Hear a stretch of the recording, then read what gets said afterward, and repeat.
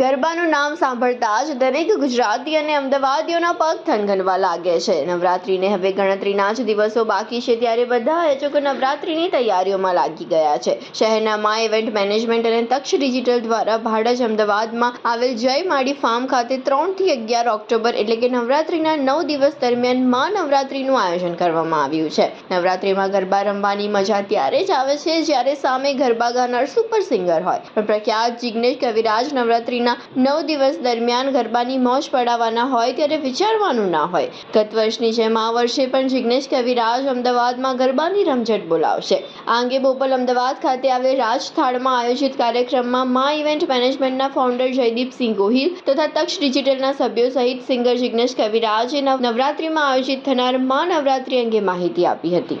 ખાસ મા event management દ્વારા हमारी ચોથું વર્ષ છે નવરાત્રિનું। 3 વર્ષ ખૂબ સક્સેસ અમે આપું છે અને બીજા આ વર્ષે ખાસ અમારા જીતુભાઈ તક્ષ ડિજિટલ આ બંને ભેગા થઈને આ વર્ષે ચોથું વર્ષ મારું કરી રહ્યા છે। તો મા ઇવેન્ટ મેનેજમેન્ટમાં 3 વર્ષ પૂરા કર્યા અને એની પ્રોગ્રેસ સફળતા 2024માં નવરાત્રિ લઈને આવી છે।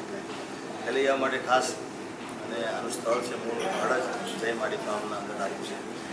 દર વર્ષે મેં શું કરી કે મારા જે ચાહકો છે ખેલૈયા છે લોકોને રમવા માટે ઘણી તકલીફ પહેલાં અમે 5,000 2,000 આ વર્ષે 8,000ની આપણે 10,000ની માટે એમને ખાસ જે અનુભવ જે લેવામાં આવતો એ લઈ દીધો છે। બાબુસરની મારી પોલીસ પરમિશન સરકારની પરમિશન સારી અને જે ગ્રાઉન્ડ છે એ ગ્રાઉન્ડ 10,000 માણસો એવું ગ્રાઉન્ડ છે અને પાર્કિંગ માટે પણ ખૂબ સુવિધાની અલગ છે। એ આવી આસોની રઢિયાળી રાત મોરી માં પગલા પાડો ને બિરદાળી માં પગલા પાડો ને મારી બિરદાળી માં।